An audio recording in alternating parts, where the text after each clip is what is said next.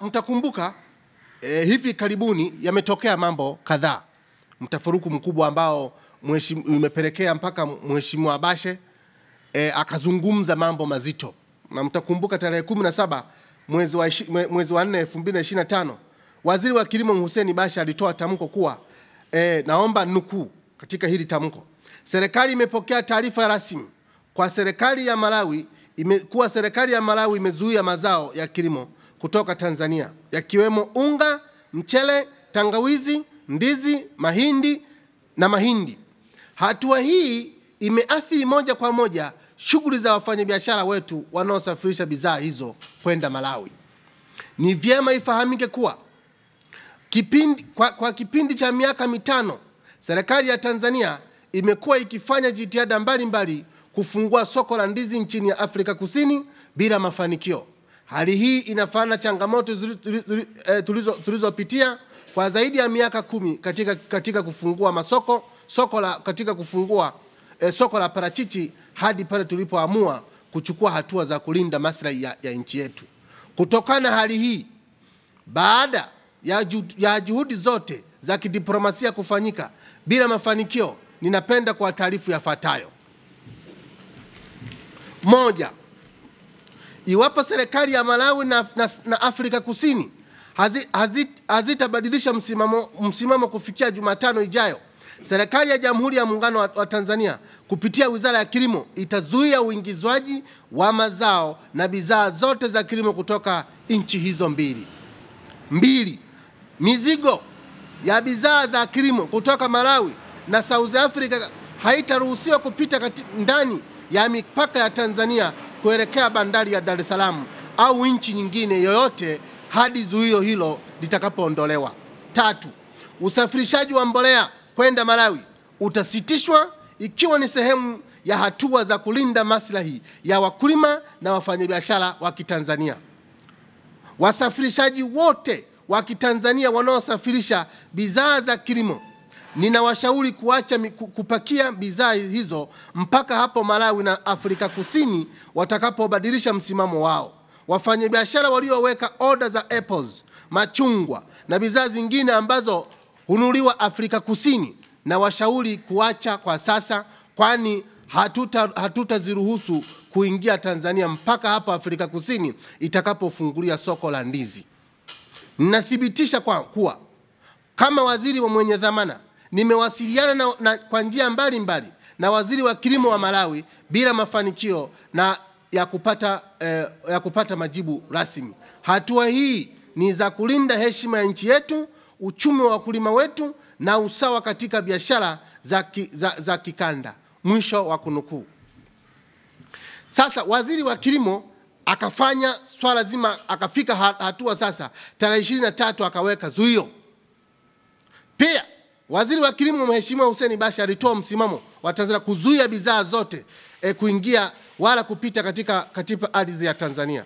Ninaomba nukuu: mpaka saa hizi saa 12 kama waziri wa kilimo Hussein Mohamed Bashe sijapokea notisi yoyote mazungumzo yanaendelea na yanaongozwa na waziri wetu wa mambo ya nje Mheshimiwa Mohamed Thabit Kombo. Lakini wakati wa mazungumzo yanaendelea, sisi hatuwezi kuendelea kuishi kwa denied right.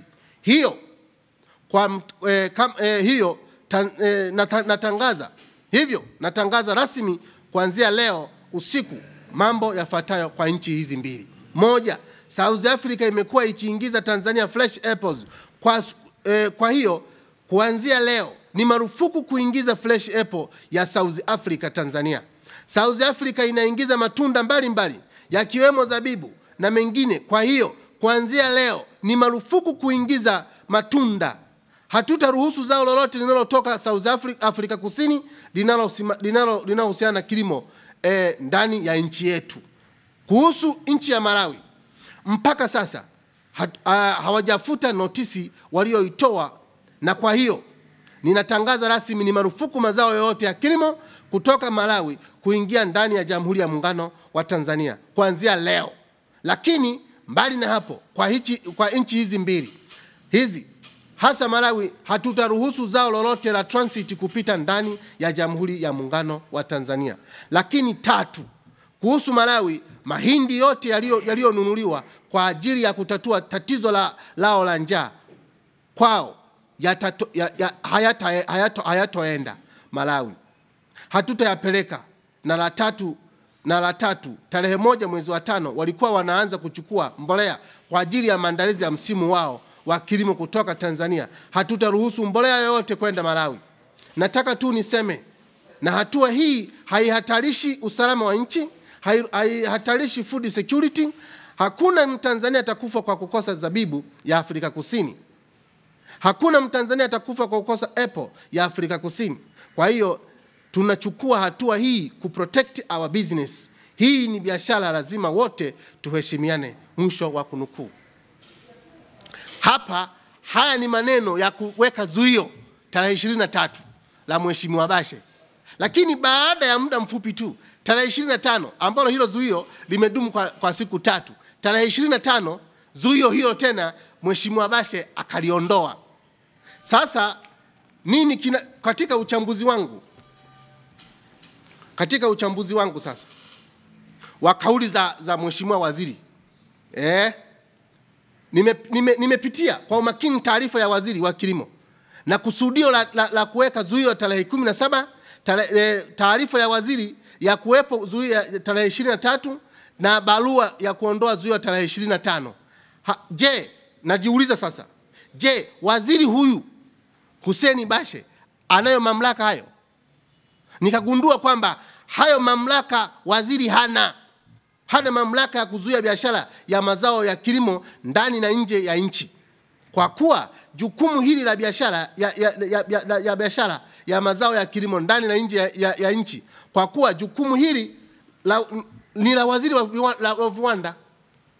Unapozungumzia kuhusu biashara za nchi, unazungumzia kwanza, unapozungumzia tu swala zima linalohusu mipaka ya nchi, mtu pekee anayeruhusiwa kuyasemea haya mambo ni balozi katika ile nchi. Pili, ni waziri wa nje na ushirikiano na Afrika Mashariki. Sitajua kama tunaelewana. Kwa lugha nyingine, Mheshimiwa Bashe amepoka mamlaka ya rais, amepoka mamlaka ya waziri wa viwanda na biashara, amepoka mamlaka ya waziri wa mambo ya nje. Mambo yote yanayohusu mambo ya nje, mtu pekee ambaye anatakiwa kuyasemea ni waziri wa mambo ya nje. Sasa inakuwaje Mheshimiwa Bashe tena anachukua majukumu au anachukua mamlaka yayo ya kutangaza? Anachukua mamlaka hayo kama nani? Kwa sababu instrument of power anayo.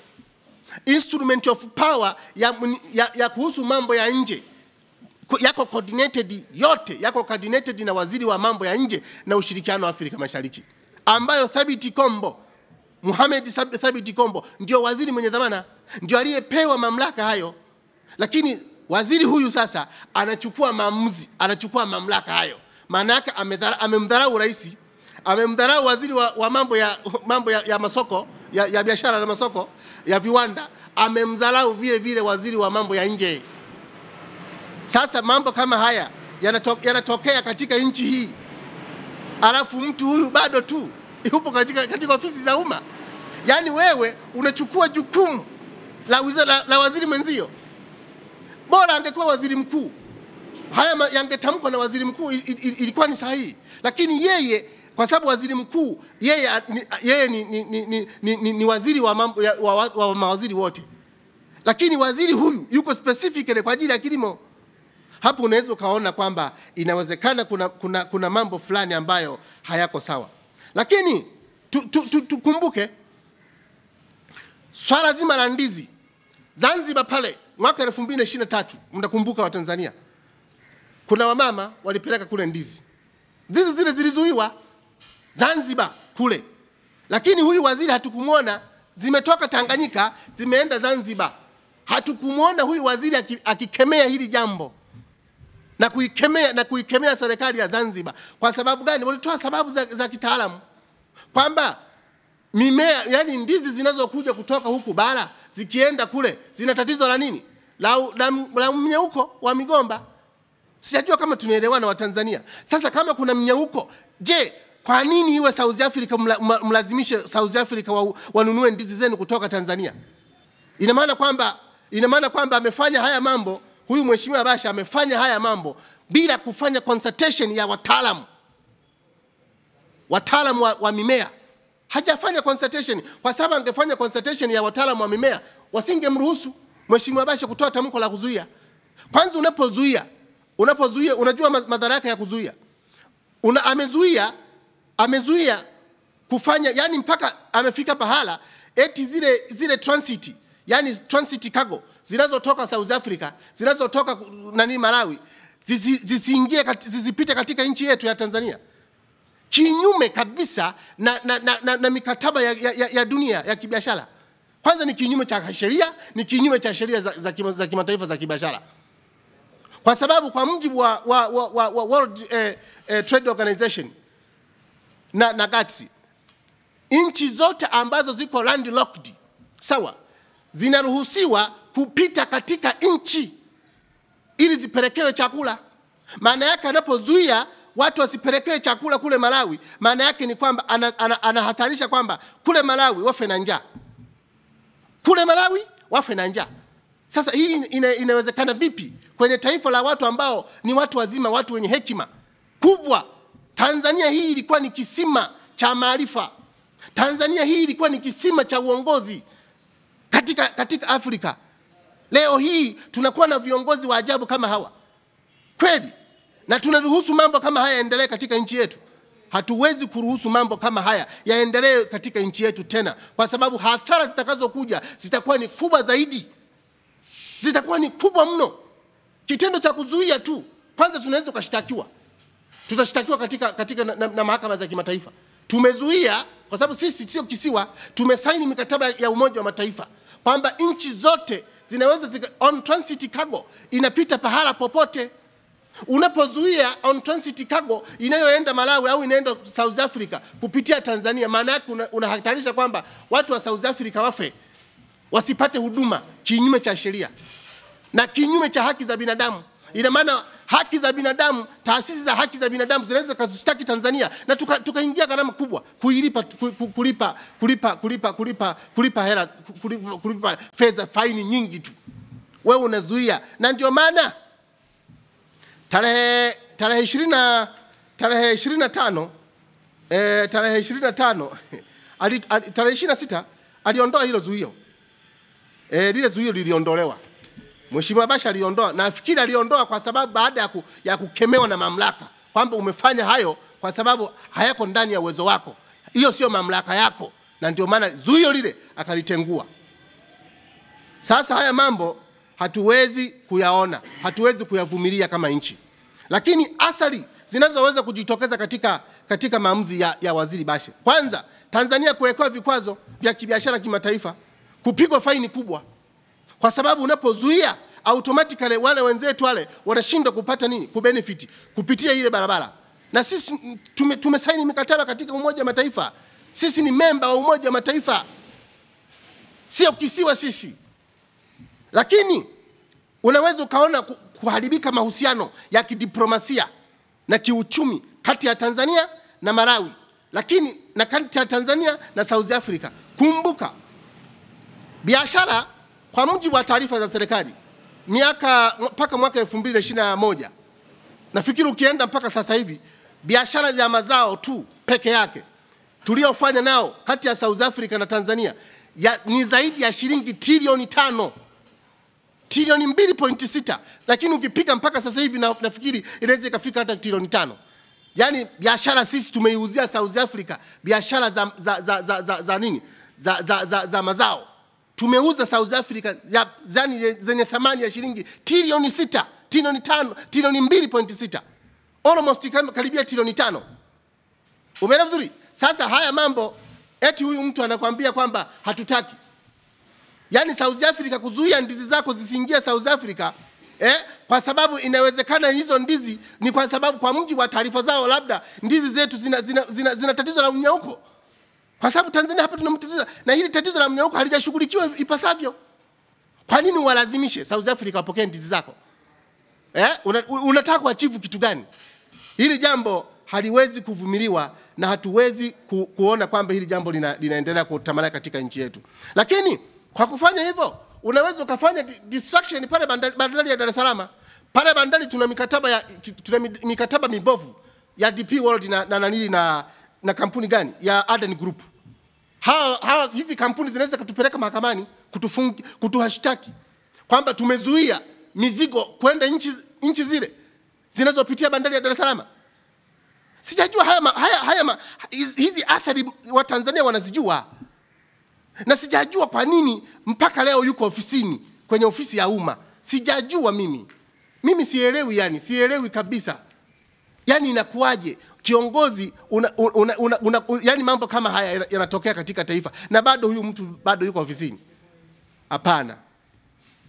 Lakini mambo yaliyojitokeza baada ya zuio, katika kipindi chote cha zuio la siku 3 hatukushuhudia magari, malori au mizigo iliyozuiliwa kuingia nchini ikitoka Malawi au South Africa. Hii inaonyesha kuwa zuio hili lilikuwa ni la waziri wa kilimo peke yake na sio zuio la serikali.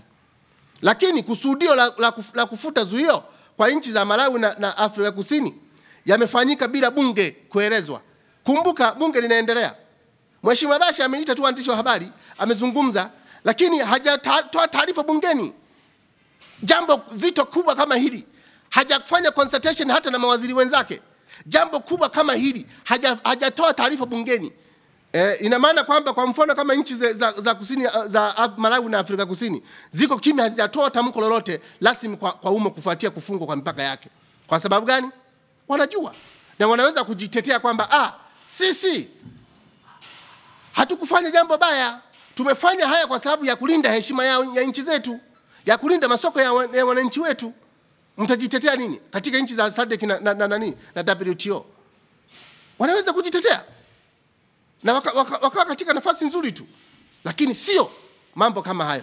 Kwa hiyo nawakumbusha Watanzania pale Zanzibar tu tulizuiwa, hatukupeleka ndizi pale, sisi zilizuiwa pale. Kwa nini? Kwa sababu ya kuogopa magonjwa.